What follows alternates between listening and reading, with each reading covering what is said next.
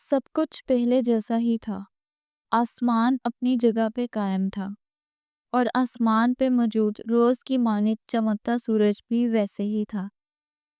दिन भर की मसाफत तय करता सूरज थकन ज़दा था। किनारों पे मौजूद नारंगी किरणें गवाह थी। सूरज अब रखते सफर बांधने को तैयार था। उसने आसमान से नजरें हटाकर अपने सामने बैठी लड़की की तरफ देखा। उसे तो वो भी वैसी ही लग रही थी जैसी वो उसे आज से 3 साल पहले लगी थी। फर्क अगर आया भी था तो बस इतना, सामने बैठी लड़की की पर्सनैलिटी में ग्रेस ज्यादा हो गई थी। उसके एक एक अंदाज में छलकता एतमाद इसकी शख्सियत को अच्छा खासा बारोब बना रहा था। चेहरे पे मौजूद मासूमियत भी वैसी थी। और तो और उसकी आंखों में भी उसे कोई फर्क नजर नहीं आ रहा था। लेकिन फिर भी यूं लग रहा था जैसे कहीं ना कुछ तब्दील शुदा है। उसने गहरा सांस भरा और अपने सामने बैठी लड़की के टेबल पे रखे हाथ पे अपना हाथ रखा। वो चौंकी थी, फिर जरा सी कंफ्यूज होती। कुर्सी के बैक से टेक लगाकर इसने अपने हाथ को उसके हाथ से निकालना चाहा। वो अलग बात थी, उसकी इस कोशिश को नाकाम बना दिया गया था। मैं क्या सोच रहा हूँ?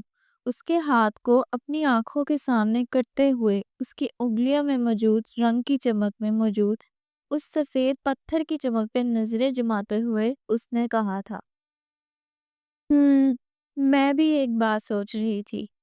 सामने बैठे शख्स ने अब्रों को सुखेड़ा और उसकी आंखों में देखा। उसने अगले ही लम्हे उसकी आंखों से अपनी आंखों को चुरा लिया था। तुम मुझे हैरान कर रही हो और साथ में परेशान भी। उसके हाथ पर अपना हाथ रखते हुए उसने उलझे हुए अंदाज में कहा। और इससे पहले कि वो मजीद कोई बात करता, वेटर इनकी टेबल के पास आ रुका। सालार ने आहिस्तगी से ज़ारा का हाथ छोड़ा और एक कप ब्लैक कॉफ़ी का कहकर सवालिया नज़रों से ज़ारा की तरफ देखा। कोई भी फ्रेश जूस ला दो, उसने जैसे बेदिली से कहा। सालार ने बगौर इसके इस अंदाज को देखा और वेटर को वहां से जाने का इशारा किया। वेटर ताबेदारी से सर हिलाकर वहां से चला गया था। कोई परेशानी है ज़ारा? वो इस बिल्ली चूहे के खेल से मुकम्मल तौर पे फेडअप हो चुका था। इसीलिए सीधी बात पे आया। हाँ, मैं परेशान हूँ। वो अपने हाथों की उंगलियां मरोड़ती परेशान अंदाज में बोली थी। हाँ, जो भी परेशानी है मुझसे शेयर करो। तुम जानती हो तुम्हारा ये अंदाज तुमसे ज्यादा मुझे डिस्टर्ब कर देता है। सालार, ज़ारा परेशानी में घिरी उसे पुकार रही थी। थैंक गॉड तुमने मेरा नाम तो लिया। जानती हो जब तुम मुझे बुलाती हो, मेरा नाम लेती हो, तो यूं लगता है कायनात की सबसे हसीन और सुरीली आवाज ने मेरे नाम को अपने लबों से छूकर मोतबर कर दिया। इतनी मिठास, इतनी शीरीनी में घुलता हुआ मेरा नाम जब मेरी समातों से टकराता है, तो यकीन मानो मेरी समात तुम्हारी आवाज सुनने के बाद कुछ और सुनने की तमन्ना नहीं करती। मेरे बस में हो तो बस मैं तुम्हें देख देख कर अपनी बिनाई को रोशन रखूं और तुम्हारी आवाज सुनकर अपनी समातों को। इससे पहले कि वो अपनी बात मुकम्मल करता, ज़ारा का फोन इन दोनों के बीच बोल उठा था। इससे पहले कि ज़ारा टेबल पर रखा अपना फ़ोन उठाकर कॉल पिक करती, सालार ने इसके फ़ोन पे अपना हाथ रख चुका था। ज़ारा ने अपने गुस्से को ज़ब्त करते हुए सालार की तरफ देखा, जिसका चेहरा खुद गुस्से से सुर्ख हो रहा था। मैंने तुम्हें कितनी बार कहा है, जब मुझसे मिलने आया करो तो बस मेरी और अपनी बात किया करो। बीच में किसी तीसरे का जिक्र तो क्या गुजर भी ना हो। और तुम, वो नाराज़ी से कहता इसे घूर रहा था। हमेशा की तरह उसकी मोहब्बत उसके जुनून पे भारी थी। अब कॉल करने वाले को ये तो पता नहीं है ना मैं इस वक्त मिस्टर सालार के साथ बैठी हुई हूँ। वो नाक चढ़ाकर इस बार कदरे तेज लहजे में बोली थी। कॉल करने वाले को नहीं पता, तुम्हें तो पता है ना?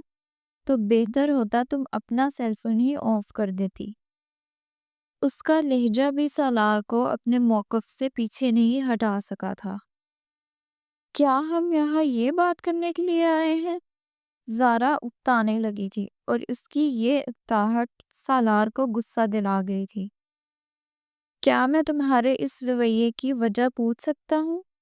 اس بار سالار نے اپنے لہجے کی تیزی کو کم کرتے ہوئے اس سے دریافت کیا۔ کوئی وجہ نہیں ہے، گھر مہمانوں نے آنا تھا، اس لیے میرا گھر جانا ضروری ہے۔ ہم پھر بات کریں گے، زارا نے کہتے ہوئے اپنے سامنے پڑا فون اٹھایا۔ ہینڈ پرس کو کندھے پر لٹکاتی وہ سالار کی جانب دیکھنے سے گریز کرتی اور اسے بائے کہہ کر بیرونی دروازے کی سمت بڑھ چکی تھی۔ سالار جو اٹھ کر اس کے پاس جانا چاہتا تھا اپنی جگہ سے ہل نہیں سکا تھا۔ وہ وہیں اپنی نظریں اس کی پشت پر ٹکائے اسے خود سے دور جاتا ہوا دیکھ رہا تھا۔ جانے کیوں اسے لگ رہا تھا کچھ بدل گیا ہے یا پھر شاید کچھ بدل چکا ہے، لیکن فی الوقت وہ اس سب کے بارے میں سوچنا نہیں چاہتا تھا۔ اپنے سر کو جھٹکتے ہوئے سالار نے اپنی پاکٹ سے والیٹ نکالا اور اس سے پیسے نکال کر ٹیبل پر رکھ کر وہ خود بھی بیرونی دروازے کی طرف بڑھ گیا تھا۔ اپنی شرٹ کے بازو کو ذرا سا اوپر کی سمت کرتے ہوئے اس نے کلائی میں بند گھڑی میں ٹائم دیکھا۔ ابھی اس کے پاس پورا 1 گھنٹہ باقی تھا، یعنی وہ آرام سے واپس آفس پہنچنے کے بعد اپنی میٹنگ اٹینڈ کر سکتا تھا۔ وہ گہری سانس لیتا اب پارکنگ میں کھڑی اپنی گاڑی کی سمت بڑھ گیا تھا۔ گاڑی کو مین سڑک پر لاتے ہی سالار کا دھیان میٹنگ سے ہٹ کر ایک بار پھر زارا کی طرف پلٹ گیا تھا اور آفس پہنچنے تک وہ مسلسل زارا کے بارے میں ہی سوچتا رہا تھا۔ جیسے ہی اس کی میٹنگ ختم ہوئی تھی، چیئر کی بیک سے ٹیک لگاتے ہوئے سالار نے اپنے سامنے ٹیبل پہ پڑے فون کو اٹھایا۔ اسے جانے کیوں یقین تھا زارا نے اسے ایک نہیں کئی میسجز کیے ہوں گے، لیکن جیسے ہی اس نے اپنے فون کو آن کیا تو دوسرے کئی میسجز تو اس کے منتظر تھے، بس ایک اسی کے میسجز نہیں تھے جس کا وہ منتظر تھا۔ سالار نے بے دلی سے اپنا فون واپس ٹیبل پر رکھا اور اپنی 2 انگلیوں سے پیشانی کو مسلنے لگا تھا۔ کیا بات ہے، کوئی پریشانی ہے کیا؟ ذیشان نے اس کے سامنے فائل کو کھسکاتے ہوئے دریافت کیا۔ کیا زارا سے لڑائی ہو گئی ہے؟ ذیشان پچھلے کچھ مہینوں سے بنا بات کے لڑائی کا چشمدیدہ گواہ تھا اور سالار کو یوں ڈسٹرب دیکھ کر وہ فوراً بات کی تہہ تک پہنچ جاتا تھا۔ یہی تو بات ہے، وہ اب لڑائی بھی نہیں کرتی، بس منہ بنا کر بات کرتی ہے، بے دلی سے ملتی ہے، اور اس کی یہ بے دلی میری برداشت سے باہر ہے۔ وہ جانتی بھی ہے میں اس سے کتنی محبت کرتا ہوں، اس کے باوجود۔ سالار نے اپنی بات ادھوری چھوڑی اور اپنی جگہ سے اٹھ کر ونڈو کے قریب آ کر کھڑا ہوا تھا۔ آفس ٹائم ختم ہوئے بھی 2 گھنٹے ہو چکے تھے۔ سالار، آئی تھنک ہمیں اب چلنا چاہیے، ذیشان نے اپنی جگہ سے اٹھتے ہوئے کہا۔ تو وہ سر کو جھکاتا ہوا اس بات میں سر ہلا کر واپس اپنی ٹیبل کے قریب آیا اور لیپ ٹاپ کو آف کرنے لگا۔ جب اسے سوچنا ہی تھا تو بہتر تھا گھر جا کر سوچ لیا جاتا۔ سالار کے لبوں پہ اداسی بھری مسکراہٹ ابھری اور پھر معدوم ہوئی تھی۔ سالار، اب تو تم سیٹل ہو چکے ہو، اچھی جاب، اچھی گاڑی، اچھا گھر، سب کچھ تو ہے تمہارے پاس، تو پھر تم زارا سے شادی کیوں نہیں کر لیتے؟ ذیشان کی بات پہ کوٹ پہنتے سالار کے ہاتھ لمحے بھر کے لیے رکے تھے۔ میرے پاس سب کچھ ہے تو اس کے پاس بھی اپنی مجبوریوں کی ایک لمبی لسٹ موجود ہے۔ جب تک اس کی لسٹ میں موجود مجبوریوں میں کمی نہیں ہوگی، شادی ممکن نہیں۔ وہ اب اپنے آفس کے دروازے کی سمت بڑھ چکا تھا۔ ذیشان اس کے عقب میں لپکا تھا، ہاں تو تم اس کی لسٹ میں موجود مجبوریوں کا کم کر سکتے ہو. اسے احسان لینا پسند نہیں. سالار نے لفٹ کی بجائے سیڑھیوں کا انتخاب کیا تھا. ارے یار، تیرے ساتھ رہ کر بندہ ہمیشہ گھاٹے میں رہتا ہے. جب لفٹ موجود ہے، یہ 3 منزلہ سیڑھیاں اترنے کی کیا ضرورت ہے؟ ذیشان اونچی آواز میں بڑبڑاتا اس کے عقب میں سیڑھیاں اتر رہا تھا، اور سالار اس کی بڑبڑاہٹ نظر انداز کیے ایک بار پھر اپنے والدین کو زارا کے گھر بھیجنے کی تجویز پر غور کرتا اپنے خیالوں میں گم سیڑھیاں اترتا چلا گیا تھا. وہ گھر سے اپنی دوست کے گھر جانے کا کہہ کر نکلی تھی، لیکن دوست کے گھر جانے کی بجائے اس کے قدم پیپل کے اس گھنے درخت کی سمت مڑ چکے تھے جہاں اس سے ملنے کا طے ہوا تھا. پیپل کے گھنے درخت کی چھاؤں میں رک کر اپنے چہرے پہ موجود چھوٹی چھوٹی پانی کی بوندوں کو اپنی چادر سے صاف کیا. وہ جب بھی اس سے ملنے کے لیے آتی تھی یوں ہی پسینے میں بھیگ جایا کرتی تھی.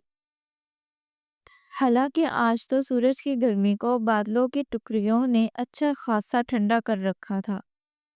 وہ اپنے ارد گرد دیکھتی، اسے تلاش کرتی جس سے وہ ملنے آیا کرتی تھی. درخت کے بڑے سے تنے کے پیچھے چھپے بابر نے گھبرائی ہوئی زینب کو دیکھا اور مسکراتا ہوا اس کے عقب سے نکل کر زینب کے مقابل آ کر رکا. زینب کی بڑی بڑی کاجل زدہ آنکھیں اسے دیکھتے ہی ہیرے کی طرح چمک اٹھی تھی. سمٹے لب مسکراہٹ زدہ ہوئے تو پھر سکڑنا بھول گئے. اپنے بالوں کی موٹی سی لٹ کو پیچھے کرنے کے لیے جیسے ہی اس نے اپنے ہاتھ کو اٹھایا تھا، اس کی کلائی میں موجود کانچ کی وہ رنگ برنگی سی چوڑیاں گنگنا اٹھی تھی. اس سے پہلے کہ اپنا ہاتھ لٹ ٹت لے جاتی، بابر اس کا ہاتھ اپنے سامنے ہاتھ میں قید کر چکا تھا. کتنی خواہش ہے یہ چوڑیوں کی گنگناہٹ ہر صبح اٹھتے ہی سنا کرو. لیکن بابر کا لہجہ افسردگی میں لپٹا تھا. میری آنکھوں کی بھی تو یہی خواہش ہے، ہر صبح تمہیں دیکھتے ہوئے یہ آنکھیں روشن ہوا، اور ہر رات آنکھیں بند ہونے سے پہلے آخری دیدار تمہارے چہرے کا کیا کریں. لیکن زینب نے بات ادھوری چھوڑی. اس کا لہجہ اور اس کی بھیگی آنکھیں بابر کو جیسے اور بھی بے چین کر گئی تھی. کیوں تم نے اس دوری کو میرے اور اپنے بیچ حائل کر رکھا ہے؟ ایک بار اجازت تو دو. اس نے جیسے اس کی منت کی تھی. زینب کا سر نفی میں ہلا اور آنکھیں چھما چھم برسنے لگی تھی. میں تیرے بغیر نہیں رہ سکتا زینب. کیوں تو میرے صبر کا امتحان لے رہی ہے؟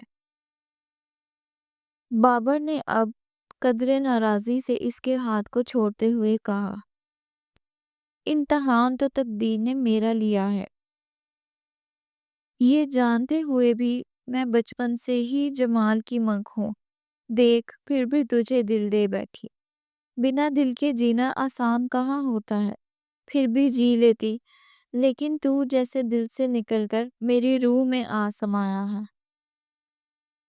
روح کو خود سے کیسے جدا کرو؟ جدا کرنے کا سوچتی ہوں تو لگتا ہے مر جاؤں گی، اور میں ابھی مرنا نہیں چاہتی. تیرے ساتھ جینا چاہتی ہوں، تجھے دیکھنا چاہتی ہوں. کہنے کے بعد وہ اب اپنا چہرہ دونوں ہاتھوں میں چھپائے اپنی پوری شدت سے رو پڑی تھی.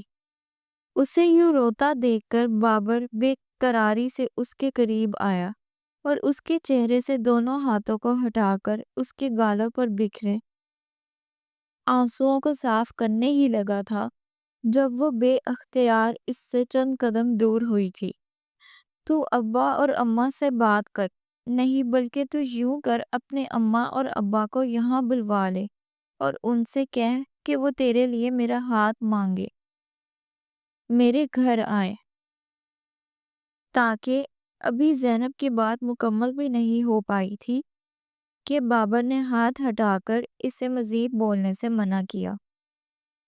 گھر تو تب اپنے ابا اماں کو لاؤں گا جب مجھے یقین ہوگا انہیں بے عزت کر کے گھر سے نہیں نکالا جائے گا.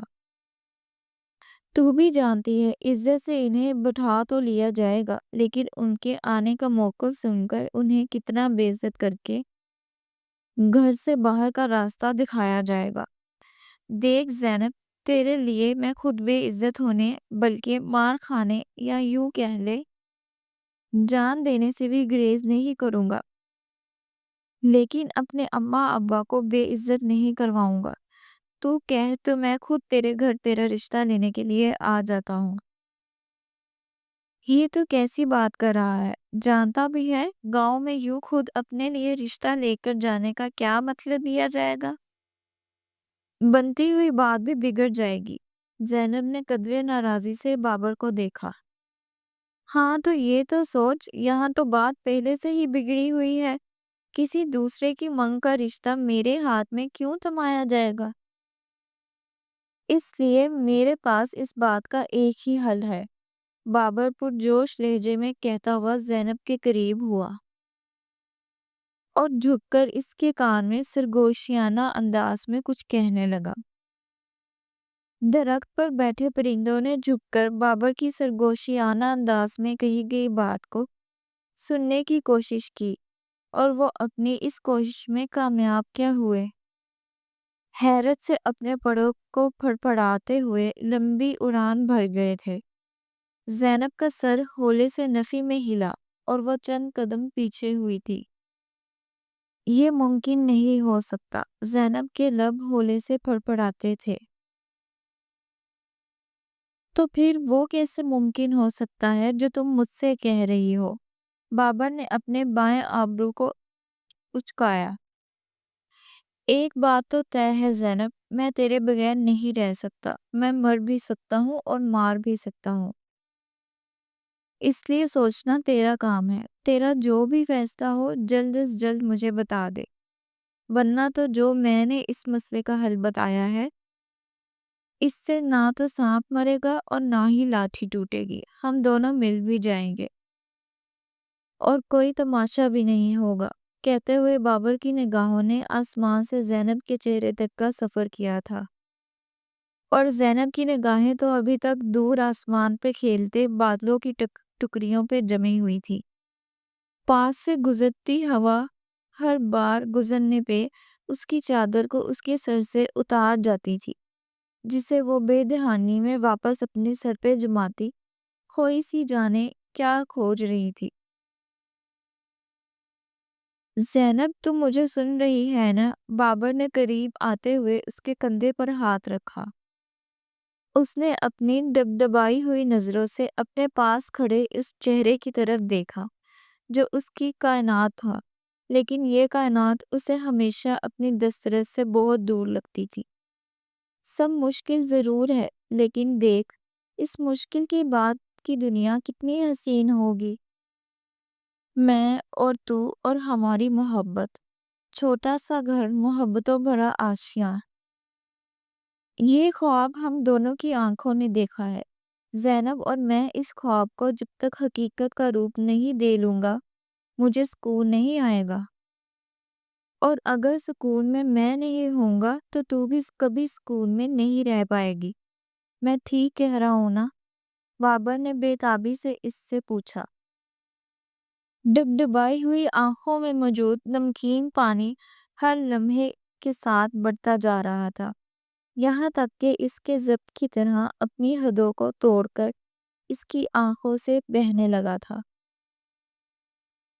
یہ محبت بھی نا کمبخت عجیب شے ہے، یوں ہی ہچکیوں سے رلانے لگتی ہے، جیسے کسی ننھے بچے کا من پسند کھلونا کھو جائے اور وہ اسے پانے کے لیے زمین پہ ایڑیاں رگڑنے لگے اور تب تک روتا رہے جب تک اسے وہ کھلونا لا کر تھما نہ دیا جائے۔ لیکن وہ کھلونا ہوتا ہے جو ماں باپ یا پھر کبھی کبھار بہن بھائی ڈھونڈ ڈھونڈ کر لے آتے ہیں۔ محبت نامی کھلونے اتنی آسانی سے کہاں ملتے ہیں؟ روتے رہے، رو رو کر دعائیں مانگتے رہے، پھر بھی نہیں ملتے، اور یہی کچھ زینب کو اپنے معاملے میں بھی لگ رہا تھا۔ اس نے آہستگی سے اپنے کندھے پر رکھے بابر کے ہاتھ کو پیچھے کیا اور بنا کچھ کہے واپسی کے لیے اپنے قدموں کو بڑھا دیا تھا۔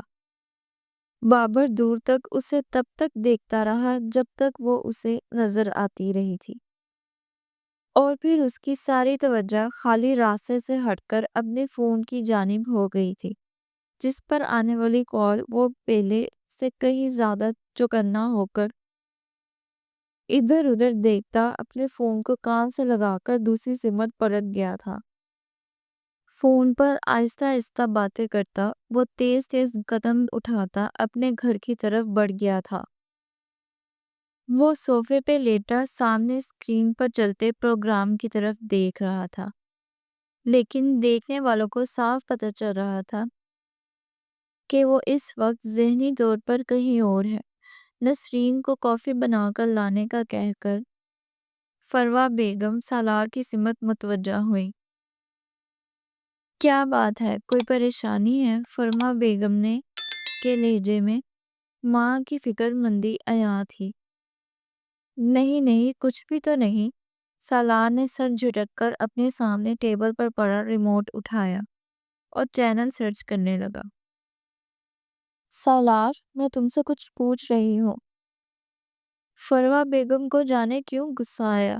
میری پیاری ماما سچ میں نہیں پریشان۔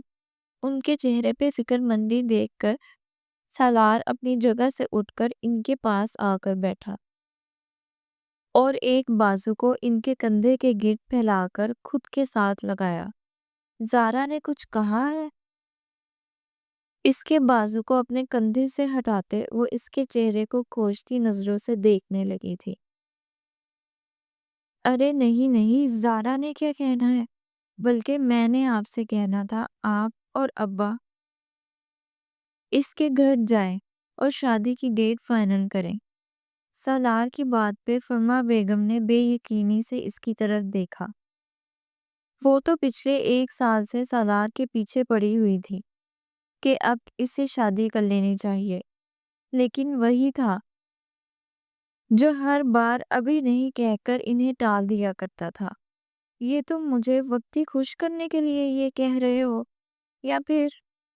فروا بیگم نے مشکوک نظروں سے بیٹی کی طرف دیکھا۔ اور زارا، وہ راضی ہے یا پھر یہ فیصلہ تم نے خود سے کیا ہے؟ فروا بیگم نے قدرے طنزیہ انداز میں پوچھا۔ کیونکہ زیادہ نہیں بلکہ یہ چند مہینوں پہلے کی تو بات تھی۔ انہوں نے سالار کے ساتھ ہر حربہ آزما کر دیکھ لیا تھا کہ شادی کروانے کے لیے رضامند ہو جائے۔ ظاہر سی بات ہے اس کی منگنی کو 3 سال ہونے والے تھے، اور ہر کوئی ملنے والا سب سے پہلے سوال ان سے یہی کرتا تھا کہ وہ کب سالار کی دلہن اور اپنی بہو کو گھر لے کر آ رہی ہیں۔ اب تو وہ سوال سن کر تھک چکی تھی، مگر کرنے والے نہیں تھکے تھے، اور اب اچانک سے یوں ماما، وہ مانے یا نہیں مانے لیکن مجھے اب شادی کرنی ہے، اس لیے بہتر ہے آپ بابا سے بات کر لیں۔ ہم اس ویکنڈ پر ان کے گھر شادی کی تاریخ لینے کے لیے چل رہے ہیں۔ سالار نے اپنے فون پر گیم آن کرتے ہوئے مضبوط لہجے میں کہا۔ ابھی بھی ہم لوگ زبردستی شادی کی تاریخ لینے کے لیے جائیں گے؟ آخر کو 3 سال کا عرصہ کم تو نہیں ہوتا، اور اب تو زارا کے بھائی کو بھی اچھی جاب مل چکی ہے اور اس کی بہن بھی بینک میں جاب سٹارٹ کر چکی ہے، تو پھر مسئلہ کیا ہے؟ فروا بیگم کو اچھا خاصا غصہ آیا تھا۔ سالار بنا کوئی جواب دیے صوفے کی بازو پر سر رکھ کر لیٹ چکا تھا، اور فروا بیگم بڑبڑاتے ہوئے اپنے سامنے پڑی سبزی کی ٹوکری اٹھا کر کچن کی سمت بڑھ چکی تھی، اور سالار ماں کے منظر سے ہٹتے ہی گیم آف کر کے زارا کا نمبر ڈائل کر چکا تھا۔ اس کی پہلی کال پہ فون ریسیو کرنے والی زارا تیسری چوتھی بار فون کرنے پر بھی اس کا فون ریسیو نہیں کر رہی تھی۔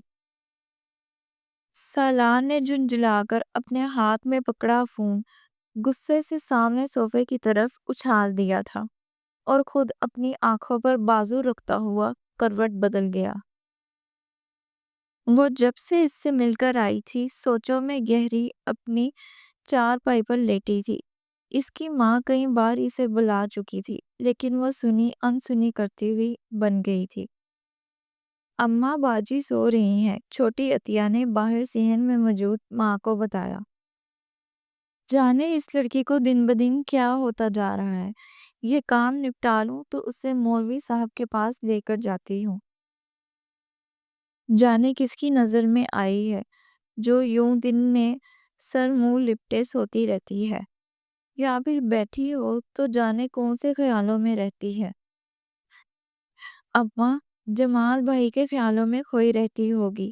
اس بار جمال بھائی کو شہر گئے ہوئے بھی تو کتنے دن ہو گئے۔ ہائے بیچاری باجی اداس ہو گئی ہوگی نا، عطیہ نے ماں کے ہاتھ سے پرات پکڑتے ہوئے کہا۔ چل بے شرم، ایسی باتیں نہیں کیا کر، میری زینی ایسی نہیں ہے۔ بے شک جمال اس کا خالہ زاد ہے اور اس کا بچپن کا منگ بھی ہے۔ سمیرا نے لکڑی کی سیڑھی اترتے ہوئے عطیہ کو گھورا تو اندر چارپائی پر لیٹی زینب بے چینی سے اٹھ بیٹھی تھی۔ اچھا اماں، یہ بھی تم نے خوب کہی، کام تمہارے سارے میں کروں، تعریفیں تم باجی کی کرو۔ عطیہ فوراً منہ پھیلا کر برآمدے میں چلتے پنکھے کے نیچے بیٹھی۔ ہاں تو باتیں بھی تو کوئی کام کی کیا کر، ایسے نہیں بولتے۔ یہ جو بیٹیاں والے گھر ہوتے ہیں نا، ان کے گھروں کی دیواریں کتنی بھی اونچی کیوں نہ اٹھا لی جائیں، باہر والوں کے لیے چند فٹ سے زیادہ اونچی نہیں ہوتی۔ یوں سمجھ دیواروں کے پار کھڑے عزت دار بیٹیوں کی چھوٹی سی غلطی کی تار میں رہتے ہیں۔ ذرا سی بات ہوئی نہیں، ریڈیو کی خبر کی طرح یوں پھیلتی ہے جیسے۔ اماں تم بھی نا ہمیشہ غلط وقت غلط مثال دیتی ہو، اور ریڈیو کا زمانہ نہیں ہے بلکہ ٹی وی اور موبائل کا زمانہ ہے۔ مطلب ابھی چڑیا بیچاری کو بھی اڑنے کے لیے اپنے پر پھڑپڑانے پڑتے ہیں، لیکن اب بات کو ایک گھر سے نکل کر پورے گھر میں پھیلنے کے لیے کوئی وقت نہیں لگتا۔ ہاں سچ اماں، موبائل سے یاد آیا، آسیہ کے بھائی نے اسے پاس ہونے پر فون لے کر دیا ہے۔ اماں فون ہے کہ ایک دنیا جو آسیہ کے ہاتھ میں ہے۔ یہ بٹن دباؤ تو تصویر نکال لو، وہ بٹن دباؤ تو گانے نکال لو، اور تو اور اماں اس میں تمہاری پسند کی ساری نعتیں بھی منٹوں میں نکل آتی ہیں۔ بات کرو یا پھر میسج، سب کچھ اس فون میں ہے۔ عطیہ کہتی ہوئی جوش سے اٹھ کر ماں کے قریب آ بیٹھی۔ کیا سچ میں؟ سیدھی سادی ان پڑھ سمیرا کو سارے فون کا تو پتا تھا، لیکن یہ والے فون کی اسے کہاں خبر تھی جس کے بارے میں اسے عطیہ بتا رہی تھی۔ تو اور کیا اماں، اللہ قسم سچ میں ایسا ہی ہے، عطیہ نے ماں کو یقین دلایا۔ اماں تو بھی ابا سے کہنا ہمیں بھی ایک ویسا فون جمال بھائی سے منگوا دیں، اور وہ جو میں نے اپنے گلک میں پیسے جوڑ کر رکھے ہیں نا، میں وہ بھی دے دوں گی۔ عطیہ نے ماں کی بازو پر ہاتھ رکھتے ہوئے منت بھرے لہجے میں کہا۔ اس سے پہلے کہ سمیرا اسے کوئی جواب دیتی، زینب کا سراپا دروازے کے فریم میں استادہ ہوا تھا۔ کیوں؟ تجھے کیا کرنا ہے ویسا فون؟ وہ تڑک کر بولتی فریم سے نکل کر باہر آئی۔ سمیرا اور عطیہ نے بیک وقت سر کو گھما کر اپنے عقب میں دیکھا۔ ہمیشہ دھیمے لہجے میں بولنے والی زینب کا لہجہ بھی بدل گیا تھا، یا پھر انہیں محسوس ہو رہا تھا۔ وہ دونوں فوری طور پر فیصلہ نہیں کر پائی تھی۔ کرنا کیا ہے دونوں استعمال کریں گے، تم جمال بھائی سے ویڈیو کال کر لینا۔ اماں ویڈیو کال پتہ کیا ہوتی ہے؟ اب عطیہ زینب کی طرف سے رخ موڑے ماں کو مخاطب کرتے ہوئے کہہ رہی تھی۔ تو اسکول جاتی ہے یا پھر ایسی خرافات سیکھ کر آتی ہے؟ اماں تو اسے اچھی طرح سمجھا دے، چودھریوں کی لڑکی سے دوستی کر کے خود کو ان کے جیسا نہ سمجھے۔ زینب قدرے اونچی آواز میں بولتی ہوئی رسوئی کی طرف پلٹ گئی۔ اسے دوپہر کے کھانے کے لیے کھانا بھی تیار کرنا تھا۔ اس نے پرات میں موجود چھلے ہوئے لہسن پیاز کی طرف بے دلی سے دیکھا اور پاس پڑی دیگچے میں موجود کٹی ہوئی سبزی کو دیکھا اور پیڑھی پر بیٹھ کر اپنی دونوں کونیوں کو گھٹنوں پہ رکھے ہاتھوں کی انگلیوں کو ایک دوسرے کے ساتھ باہم ملائے وہ پھر سے صبح والی بات پہ کھو گئی تھی۔ وقت کی تھال میں گرتے لمحے منٹوں میں بدلتے جا رہے تھے کہ وہ عطیہ کی ایک بار پھر اونچی آواز پہ چونکی اور رسوئی سے باہر منہ بنا کر بولتی عطیہ کو دیکھنے لگی تھی۔ بے فکری بھی کتنی بڑی شے ہوتی ہے، بس خود میں مگن، خود میں مست۔ وہ بھی تو ایسی ہی تھی، عطیہ جیسی بے فکری سے بولتی، بنا رکے باتیں کرنے والی، ہنسنے والی اور ہر بات کو جھٹ سے کہہ دینے والی۔